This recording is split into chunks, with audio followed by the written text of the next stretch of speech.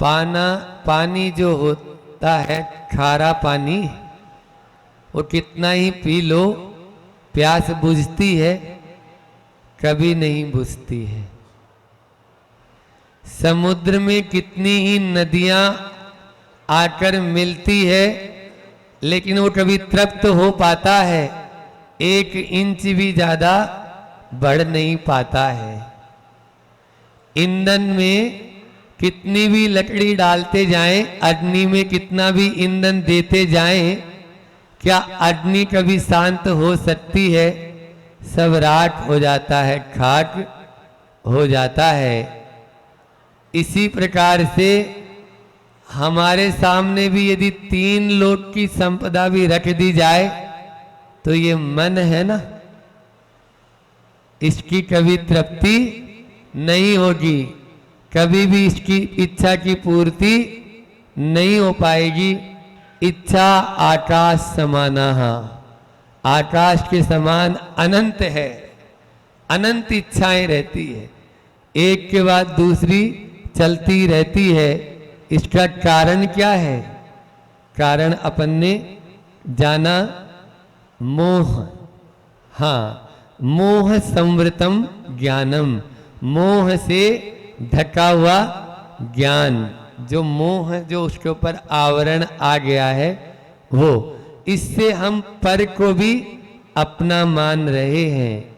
मोह से हम जो है बहुत, मोह से यदि रहित हो जाएं, तो छोटे होने के बाद में भी बड़े बड़े काम कर सकते हैं, और जब मोह से सहित हो जाते हैं ना, तो बड़े बड़े भी होने के बाद में भी हम कुछ नहीं कर सकते हैं, कुछ नहीं कर सकते हैं। और ये हमारी मिथ्यामति या मिथ्या धारणा के कारण ही है। अज्ञान जो है उसमें मूल कारण बना हुआ है। जब तक उसको सही नहीं कर पाएंगे, तब तक मोक्ष मार्ग में आगे भी नहीं बढ़ पाएंगे। पूर्णमती माता जी ने भी पूजा की पंक्तियों में बहुत अच्छी लाइनें लिखी है ना, 9 देवता में, कि जिनको अपना माना उनसे ही दुख पाया, फिर भी क्यों राग किया, यह समझ नहीं आया। मतलब जिनको अपना मानते हैं, भजन में तो अच्छे से गा लेते हैं, तेरा ही बेटा तुझको आग लगाए रे, हाँ, जीवन है पानी की बूंद कब मिट जाए रे। लेकिन इसको वास्तव में मानना बहुत कठिन है, क्योंकि यही जो है पर में आपा बुद्धि, आत्म बुद्धि ही हमारे पतन का कारण बनी हुई है। अनादिकाल से उसी ओर हम जा रहे हैं। इनके अंदर अपनी आत्म बुद्धि हम रखते हैं। जिनको अपना मानते हैं वो कौन कौन है? आचार्य भगवान यहाँ कारिका में कह रहे हैं, पूज्यपाद भगवान संबोधन दे रहे हैं कि किस किस को आप अपना मान रहे हो, जिनको अपना माना। तो देखो क्या कह रहे हैं, वपुर ग्रहम धर्म दारा पुत्रा मित्राणि शत्रुवः सर्वतान्य स्वभावानि मूढ़ स्वानी प्रपद्यते। अध्यात्म में गाली देके बोल रहे हैं कौन? आचार्य पूज्यपाद, तू मूढ़ है। हाँ, मूढ़ है स्वानी प्रपद्यते, मूढ़ होकर, मूढ़ का मतलब यहां पर मोही, मूढ़ का मतलब क्या है? मोही। वैसे मूर्ख बोलते हैं, है ना, मूर्ख बोलते हैं। तो ये मूर्ख जो है, मुक्त है, मोही है ये जीव, जो स्वानी अपना है ऐसा मान रहा है। काय के कारण? सर्वता अन्य स्वभावानी, जो सर्वता अन्य है, हमारे से भिन्न है, हमारे हो नहीं सकते और हैं भी नहीं, लेकिन फिर भी मान रहे हैं। कौन कौन है वो? सबसे पहला दिया वपु, वपु यानी शरीर, क्योंकि सबसे नजदीक कौन है? शरीर है। फिर शरीर कोई अकेला तो रहेगा नहीं, तो गृहम घर है, धनम धन है, दारा स्त्री है, पुत्र और मित्र शत्रव है, शत्रु। ये सबको सर्वथा अन्य स्वभावानी, सब अन्य है, लेकिन फिर भी अपना मूढ़ स्वानी प्रपद्यते, यह मूढ़ अपना मान रहा है, अपना जान रहा है, जबकि ऐसा वास्तव में है नहीं। आप देख लीजिए, कल भी हमने कहा था कि थोड़ा सा भी शरीर में कुछ हो जाता है तो हम पूरा विवेक खो देते हैं। फिर उस समय यह भी नहीं दिखता है कि यह हिंसात्मक तरीके से बनी है या अहिंसात्मक तरीके से बनी है। तुम तो जैसे तैसे कैसे भी हो लगा दे इंजेक्शन, ताकि हम बच जाएं, ताकि हमारा दर्द कम हो जाए, ताकि हमें कष्ट न हो। भले ही वो कितने कष्टों से, कितनों को कष्ट देके बनाया हो वो सामग्री, लेकिन अपन ने कभी विचार किया? बोलो, कभी भी कोई भी अस्पताल में जाने के बाद में वो ये नहीं देखता है कि ये क्या है। हाँ, अब अस्पताल में तो जाने दो, घर में भी नहीं देखते हैं। घर में आ गई तो बस अंदर जाने से काम है कि कैसे भी इसको अपन खा लें, बल्कि इस जीभ के चक्कर में, स्वाद के चक्कर में हम कितना अनर्थ और करते चले जाते हैं। ये हमें सोचना है कि किस प्रकार से हम बच सकते हैं। ये सातों जो बताए हैं, चाहे वो शरीर हो, चाहे वो घर हो, घर भी आप देखो, घर काराग्रह वनिता बेड़ी होती है ना, और परिजन जन रखवारे, रखवारे रखवारे हैं वो, है ना। उनको पुलिस की उपमा दी है, घर वालों को पुलिस की उपमा। क्यों? कहाँ जा रहा है, किधर से आया है, क्या करके आ रहा है? जैसे वहां पर होता है ना पुलिस चौकी में, तो वैसे इंक्वायरी होती है पूरी। तो परिजन जन रखवारे हैं ये, हाँ, इस तरह के। और घर हम और उधार लेके, कर्जा लेके, ऋण बोलते हैं, लोन बोलते हैं, भले ही नमक का त्याग नहीं हो, लेकिन लोन तो ले ही लेंगे बोले। वो तो महाराज जी हम तो उसमें भी लोन मिला के खाते हैं, और ये वाला लोन भी जब मिल ही रहा है सरकार से तो ले लेते हैं। और जो देखो उसको क्या बोला, कारागार बोला, घर को क्या बोला, घर कारागार। और वनिता बेड़ी, ये जो है बेड़ी है, स्त्री क्या है, बेड़ी है। कोई भी उच्छृंखल बालक होता है और 20-22 साल का हो गया तो बड़े बुजुर्ग कहते हैं इसका पांव बांध दो। काय से? हमने सुना है, हम तो बंधने के पहले ही भाग गया है बोले पांव बांध दो, ऐसा बोलते हैं उधर।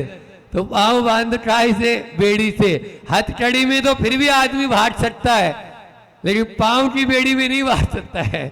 आप गाय वगैरह को देखो जो थोड़ी सी सींग वींग मारती है या थोड़ी सी होती है उच्छृंखल, उनके भी पाँव में ऐसे क्रॉस करके बांध देते हैं। हमने गौशाला में भी देखा। मैंने बोला भैया इसको क्यों बांध रखा है? बोले महाराज ये बहुत ज्यादा उद्यम मचाता है, ये हाथ ही नहीं आ पाता, एक बार छुट्टा है, एक बार बाहर चला गया तो फिर हम परेशान हो जाएंगे, ये हाथ नहीं आएगा। तो ये स्थिति होती है। हमारे बाबा जी थे ना, शांतिलाल जी बाबा जी थे, हमारे साथ रहते थे, रूम पार्टनर हमारे साथ में ही, 10 प्रतिमाधारी। तो वो कहते थे 7 फेरे हुए और 50 साल की सश्रम कारावास सुनाई देते हैं। जैसे ही 7वां फेरा पूरा हुआ तो वहां से सुनाई होता है भैया अब दोनों का 50 साल की सश्रम कारावास है, जिसमें श्रम भी करना पड़ेगा।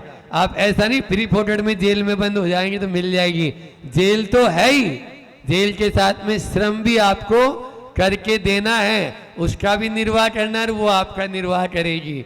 इस तरह से दोनों एक दूसरे के साथ में चलेंगे। ये होता, अब आप छोड़ नहीं सकते कि अब बाबा जी बन जाए हम, या अब महाराज जी बन जाए, माता जी बन जाए, अब कुछ नहीं, अब बीच में नहीं छोड़ सकते हैं। अब तो आपने बांध लिया है, एक कॉन्ट्रैक्ट जो अनुबंध हुआ है उस अनुबंध को, हाँ, जब पुत्र या जो अपना दायित्व है उसको पूरा करके आप आगे बढ़ सकते हैं। निश्चित रूप से यही हो रहा है, हम लोग इसी में ही चल रहे हैं। इस आप देखो, यानी घर जो है अच्छे से, मैं बोल रहा था ना, लोन लेके बनाते हैं, अच्छे से अच्छा घर बनाना चाहते हैं। जो जितना बड़ा घर बना रहा है वो उतना ही बड़ा जेल बना रहा है। जिसकी छोटी कुटिया है वो छोटे ही जेल में बंद है, और जो बड़े घर में रह रहा है तो बड़े जेल में। हम नहीं बोल रहे, आचार्य भगवान बोल रहे हैं, आपको बुरा तो लग रहा होगा, लेकिन कोई बात नहीं है, वो लग जाए बुरा, ताकि आप उस जेल से बाहर निकाल के फुर्र से उड़ जाएं उस तोते की तरह, है ना। वो तोता सोचता है कि कब ये पिंजड़े का पंछी बाहर हो जाए, लेकिन ये पंछी बैठे हैं इतने सारे, कब पिंजड़े के बाहर होंगे। ये तो पिंजड़े में ही आनंद मान रहे हैं। अभी तो इंटीरियर डेकोरेशन नहीं हुआ महाराज। आपने ये क्या देखा है, अभी बेटे की शादी होना है तो इंटीरियर का काम भी होना है, बहुत सारा होता है कि नहीं होता है, और उसमें जेल को ही सुंदर बनाने में लगे हुए हैं। कैसे होगा कल्याण, हुंडी जाली है, कैसे हो भुगतान की हुंडी जाली है, पूरी की पूरी हुंडी जाली है, तो कैसे भुगतान हो जाए बताओ, कैसे टिकट मिल जाए आपको। इसलिए अपने आप को पहचानो। और यदि मैं तो कहता हूं कि आप लोगों को देखो, कोई भी ज्ञान होता है ना, सही ज्ञान, सम्यक ज्ञान, वो नए के आधार पर कथन करता है। तो आप इसको भी अपना मान लो, चलो मेरा है या मैं इसका हूं, ऐसा मान लो। लेकिन दो नए होते हैं, निश्चय नय और व्यवहार नय। निश्चय नय से तो अपनी आत्मा को ही अपनी है, थी और रहेगी, लेकिन व्यवहार नय से हम जब व्यवहार में आए तो इनको सबको, चाहे वो शरीर है, चाहे वो घर है, चाहे वो स्त्री है, चाहे वो धन है, चाहे वो पुत्र है, चाहे वो शत्रु है, चाहे वो मित्र है, इन सबको भी आप अपना मान सकते हैं। लेकिन कब? व्यवहार नय से। ये निश्चय नय से आपके कभी भी नहीं हो सकते।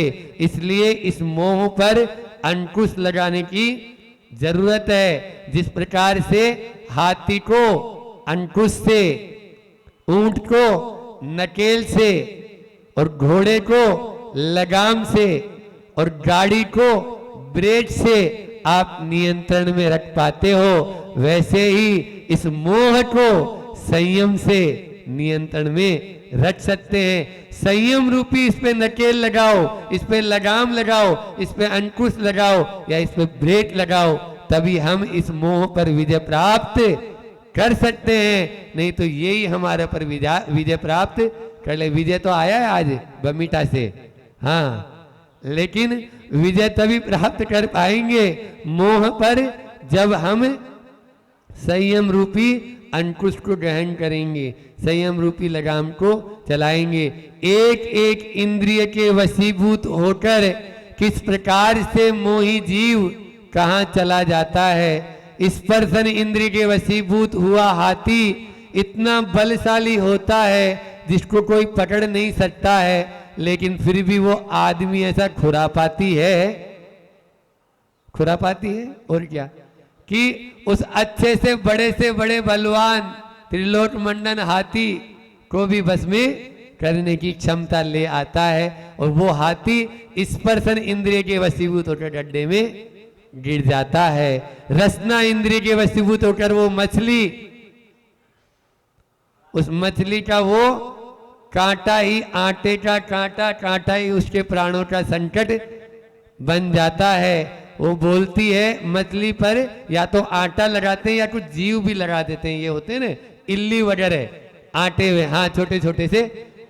तो वो बोलते हैं, वो बोलता है कि मैं मरा तेरे लिए, तू मत मर मेरे लिए। मैं मरा तेरे लिए, तू मत मर मेरे लिए। यदि तू मरेगी मेरे लिए तो ऊपर खड़ा है एक और तेरे लिए, बाहर में। नहीं समझ में आया?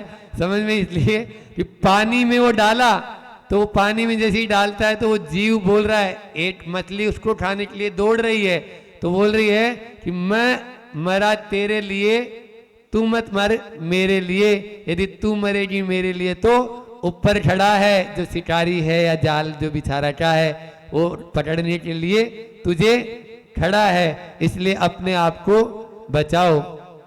फिर उसके बाद में आता है इसमें एक वज्रनाभि चक्रवर्ती हुए न, आगे तीसरी घ्राण इंद्रिय।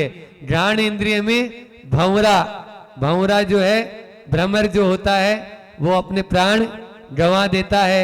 चक्षु इंद्रिय में पतंगा, हाँ परवाना हो जाता है समा का, समा मैं समा तू परवाना, ऐसा होता है ना, तो वो परवाना होकर अपने प्राणों को वहां पर छोड़ देता है। और उसके बाद में कर्ण इंद्रिय में हिरण, हिरण जो है ना उसको संगीत बहुत प्रिय होता है, और जैसे ही कोई संगीत को शिकारी संगीत बजाता है तो वो स्तब्ध होकर उसको सुनने का प्रयास करता है। इतने में उसके ऊपर वाण का प्रहार होता है और वो प्राणों से हाथ धो बैठता है। ये तो एक एक इंद्रिय की हालत है।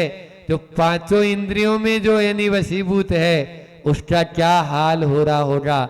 वज्र वैराग्य भावना पढ़ते हैं अपन, तो वैराग्य भावना में अंत में आता है कि उसका मुनि महाराज का उपदेश सुनकर उनको वैराग्य हुआ। कैसे हुआ पता है? वो भी वैराग्य भावना भी, कि वो वज्रनाभि जो चक्रवर्ती थे भगवान आदिनाथ के पूर्व भव का ये वर्णन है। एक्चुअल में पारसनाथ भगवान के भी पूर्व भव में चक्रवर्ती थे, पारसनाथ भी, और आदिनाथ भगवान भी पूर्व भव में चक्रवर्ती रहे और दोनों का नाम वज्रनाभि रहे हैं। लेकिन यहाँ आदिनाथ भगवान वाली बात है, सहस्त्रदल कमल उनके लिए रोज लाया जाता था।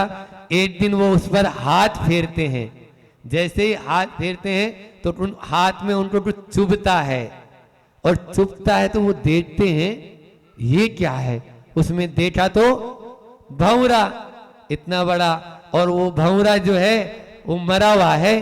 तुरंत उनका दिमाग, उन्होंने अपना दिमाग दौड़ाया, ये यहाँ मरा कैसे? अच्छा, इस कमल में ये कल शाम को आया और सोचा कि आज रात भर मैं इसमें बंद रहूंगा तो इसकी पूरी गंध, इसका पूरा रस लेता रहूंगा और बड़ा आनंद आएगा इसमें रहने से। वह वहीं पर उसका श्वास घुट जाता है, दम घुट जाता है, श्वास रुक जाती है और मरण को प्राप्त हो जाता है। जो भंवरा लकड़ी को छेदने की क्षमता रखता है वो क्या फूल की पांखुड़ी को नहीं छेद सकता था? छेद सकता था, लेकिन मोह के कारण, मोह जो है न स्वभावते, ये जो है ना सर्वता अन्य स्वभावानी मोहेन लभते नहीं, मोहेन संवृतम ज्ञानम, वो मोह के कारण उस स्वभाव को प्राप्त कर ही नहीं पा रहा है। ये सर्वता अन्य स्वभावानी, ये जो है ना इस पद को आप बहुत याद रखें। अभी अभी हम जीवन कार्ड पढ़ के आ रहे हैं, उधर स्वभाव की चर्चा हो रही है कि स्वभाव को पद की बात आई थी कि पद में कितने होते हैं, तो यहां पर भी ये 8 ही अक्षर हैं, 8 ही अक्षर हैं कि सर्वता अन्य स्वभावानी, सर्वता अन्य स्वभावानी है। ये जितने भी जो दिख रही है चीजें, चाहे वो शरीर को आदि लेकर, और ये जितना भी बाहर में हमें जो कुछ भी दिख रहा है, ये मैं नहीं हूं और मेरे भी नहीं है। यदि ऐसा गाढ़ श्रद्धान हम अपने भीतर बैठा लेंगे तो निश्चित रूप से उस मोह पर विजय प्राप्त हम करने में सक्षम होंगे। आचार्य श्री जी ने इसका जो पद्यानुवाद किया है उसको अपन लेते हैं। धन तन केतन वतन उपावन, मात पिता सुत सुता अरे, परिजन पुरजन सहचर अनुचर, अज्ञे चर रिपु तथा रहे। सुन सुन सब में आत्म से अति, भिन्न स्वभावी ज्ञात रहे। मूढ़ इन्हें नित निजी मानते, भव में भटके भ्रांति रहे। मूढ़ जो है ना इसको निधि अपने मान रहे हैं, इसलिए वे भव में भटके भ्रांत रहे, भव में ही भटक रहे हैं। अनादि काल का यह हमारा जो भटकन जो चल रही है इसी मोह के माध्यम से चल रही है। किस प्रकार से हम इस मोह को छोड़े, इन्हीं बिंदुओं की चर्चा चल रही है। आचार्य पूज्यपाद स्वामी भी छोड़ने वाले नहीं, अभी तो और आगे कल एक कारिका बहुत ही जो प्रिय कारिका रहती है वो भी कि किस प्रकार से हम विभिन्न दिशाओं से आकर मिल जाते हैं और फिर कैसे बिछुड़ जाते हैं, लेकिन फिर भी अपने मोह को कम नहीं कर पा रहे हैं, गाफिल उसमें हो रहे हैं। इस मोह को अपन दिन प्रतिदिन थोड़ा थोड़ा कम करें। जितने जितने अंशों में कम करेंगे उतना उतना मोक्ष के नजदीक पहुंचते चले जाएंगे। इसलिए मोक्ष के नजदीक पहुंचे, ऐसी भावना के साथ में मैं अपनी वाणी को विराम देता हूं। समय भी आप सबका पूरा हो चुका है। बोलिए अहिंसा परमो धर्म की